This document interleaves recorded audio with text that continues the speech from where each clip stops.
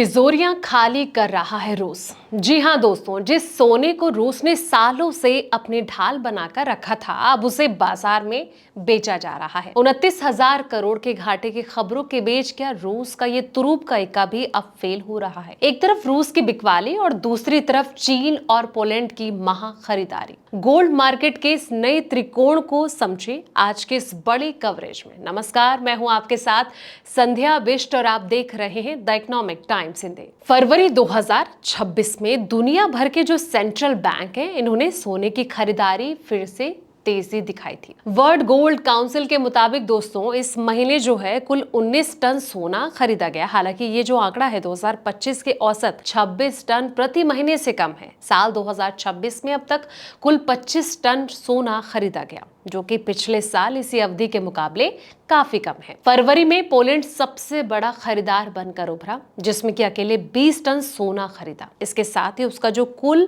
Reserve है 570 ton पहुंच गया है। चीन ने भी लगातार 16वें महीने खरीदारी जारी रखते हुए अपने जो भंडार है इसको 2308 टन तक बढ़ा लिया है। उज्बेकिस्तान ने भी 5वें महीने खरीद जारी रखी और उसका जो रिजर्व है 407 टन हो गया है। मलेशिया और चेक रिपब्लिक जैसे देश भी दोस्तों लगातार सोना जोड़ रहे हैं। चेक ने लगातार 36 महीने से खरीदारी की है, जो कि सेंट्रल बैंकों के बीच सोने की जो बढ़ती अहमियत है इसको दिखाता है। अब अफ्रीका देश जैसे कि युगांडा, केन्या ने भी अपने रिजर्व मजबूत करने के लिए सोने की तरफ रुख कर दिया है। जहां एक तरफ कई देश सोना जमा कर रहे हैं, वहीं रूस इस साल बड़े विक्रेता के रूप में सामने आया है। फरवरी में रूस ने 6 टन सोना बेचा। टर्की ने भी 8 टन की कमी दर्ज की गई। हालांकि इसका जो कारण है वो सरकारी खातों में बदलाव बताया जा रहा है। धीमी रफ्तार के बावजूद ट्रेंड जो है वो बरकरार है।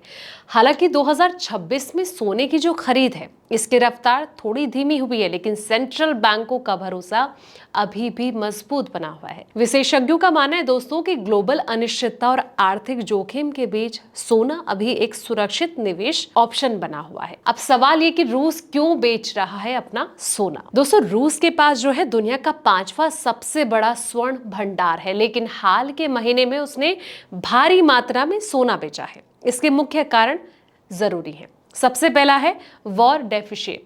यूक्रेन के साथ जारी संघर्ष के चौथे साल में प्रवेश करने के साथ जो है रूस का जो सैन्य खर्च है काफी बढ़ गया है। बजट घाटे को पाटने के लिए रूस ने अपने जो लिक्विड एसेट है यानी कि सोने का इस्तेमाल कर रहा है। अगला जो कारण है वो है प्रॉफिट बुकिंग। साल 2026 की जो शुरुआत में सोने की कीमतें रिकॉर्ड यानी कि $5,000 प्रति औंस के पार निकल गई। रूस इस ऊंचे भाव का फायदा उठाकर अपनी मुद्रा रूबल को सहारा देने के लिए नकदी जुटा रहा है दोस्तों। अगला जो कारण है वो प्रतिबंधों का असर। पश्चिमी देशों के द्वारा रूस के जो विदेशी मुद्रा भंडार है इसको फ्रीज किए जाने के बाद सोना ही उसके पास सबसे भरोसेमंद ऑप्शन बचा है, जिसे वो अंतर्राष्ट्रीय बाजार और साथ ही घरेलू इकोनॉमी को संतुलित कर सके।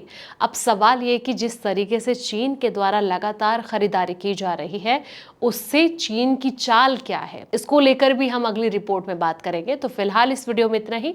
ऐसे ही तमाम वीडियोस के लिए आप देखते रहें द इकोनॉमिक टाइम्स हिंदी।